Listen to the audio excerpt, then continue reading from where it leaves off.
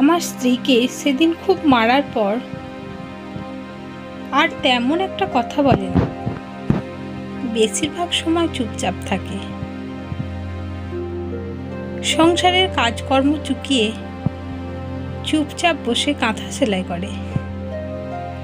আগের মতো আর ফোন করে না, গুনগুন সুরে গান করে না। পাড়ার কোনো মহিলার সাথেও সেভাবে কথা বলে না।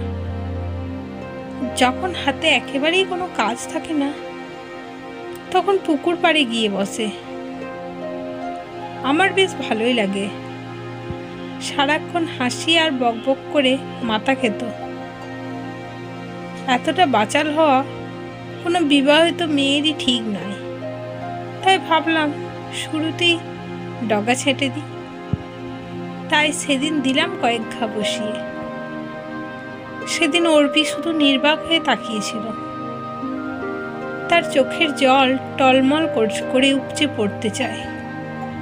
আমি হাত উঁচু করে বলেছিলাম, যদি সে কাঁদে তবে তাকে খুন করে ফেলব। সেই যে চুপ, ভয়ে এখন সে কাঁদতেও ভুলে গেছে। বেশ খেয়াল করে দেখছি যে তার ফোনে কোনো কলও আসে না। অর্পির ফোন নিয়ে দেখি ফোনটা খোলাই আছে। আমি অবাক হলাম এই ভেবে, ফোন খোলা অথচ কেউ ফোন করে না। অবশ্য ফোন করবে কে? বাবার বাড়ি থেকেই কোনো খোঁজ নেয় না, তার আবার অন্য লোক। বিয়ের সময় বাবার বাড়ি থেকে যা যা দেবার কথা ছিল, করোনার জন্য তাদের আর্থিক অবস্থা ভালো না বলে দিতে পারেনি বলেই যোগাযোগ করে না তারা।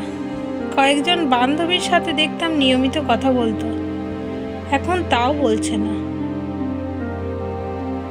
কল লিস্ট এবং সেভ করা নম্বর চেক করে দেখি সেখানে শুধু আমার আর আমার আত্মীয় স্বজনের নাম্বার। ব্যাপারটা বেশ ভালোই লাগলো। বিয়ের পর মেয়েদের নিজের বাপের বাড়ির সাথে অত কথা গেছে, বেশ তৃপ্তি নিয়ে সেদিন ঘুমাতে গেলাম। ঘুমের ঘরে বিছানাটা ফাঁকা মনে হলো। হুট করেই জেগে দেখি পাশে অর্পি নেই। মুহূর্তেই ঘুম উধাও। বিছানা ছেড়ে উঠে গেলাম। ঘড়ির দিকে তাকিয়ে দেখলাম রাত ৩টার কাঁটা ছুঁয়ে গেছে। ঘর ছেড়ে বারান্দায় এলাম, সেখানে অর্পি নেই। পাশের কামরায় উঁকি দিয়ে দেখি জানালা দিয়ে সে আকাশ দেখছে। ঠিক বুঝতে পারলাম না ঘোরতর অমাবস্যার রাতে আকাশে দেখার কি থাকে। ওর পিছনে দাঁড়িয়ে আমি নিজেও আকাশপানে দৃষ্টি নিবদ্ধ করলাম। অজস্র তারায় আকাশটা কেমন যেন সেজে উঠেছে।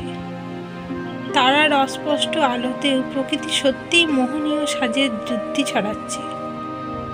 যারা এই আকাশ দেখেনি তারা বুঝবে না এর কি দুর্নিবার আকর্ষণ। অর্পি আকাশ দেখায় এতটাই মগ্ন যে আমার উপস্থিতি তার অনুভবেই আসেনি। কিছু না বলেই পিছনের পা পিছনে রেখেই শোবার ঘরে ফিরে আসি। ঘরে এসে কিছুদিন মন টিকছে না। মেয়েটার উপর হয়তো অবিচার করা হচ্ছে। খুব মন খারাপ করে থাকে আজকাল। যা বলি শুধু তারই উত্তর দেয়। যা বাজার করি তাই রান্না করে। বিগত ৬টি মাস ধরে সে মুখ ফুটে কিছুই খেতে চায়নি। কেমন যেন বোবা হয়ে গিয়েছে। আদরেও নির্লিপ্ত থাকে, শাসনেও তাই। কেমন যেন জড় পদার্থের মতো হয়ে গিয়েছে। খাঁচায় ভরা পাখির মতো মাঝে মাঝে ছটফট করে সে। তবে কি অর্পি মুক্তি চায়? মনটা খুব করে খারাপ হয়ে গেল, কারণ বিয়ের সময় আমি আর্থিক কিছু না পেলেও বলতেই হয় যে একটা খুব সাংসারিক বউ পেয়েছি। আর মেয়েটা অসম্ভব লক্ষ্মী ধরনের একটা মেয়ে। সারা দিন শেষে ও তো শুধু বান্ধবীদের সাথেই কথা বলতো। বাস্তবিক পক্ষে অর্পি খুব ভালো মানুষ, খুব ভালো মনের সে। তবে ওকে হারাবার কিসের ভয় আমার? তবে কি আমি সন্দেহবাতিগ্রস্ত? না, আর দেরি করা চলবে না। আগামীকালই আমি একজন সাইকিয়াট্রিস্টের কাছ থেকে পরামর্শ নেব।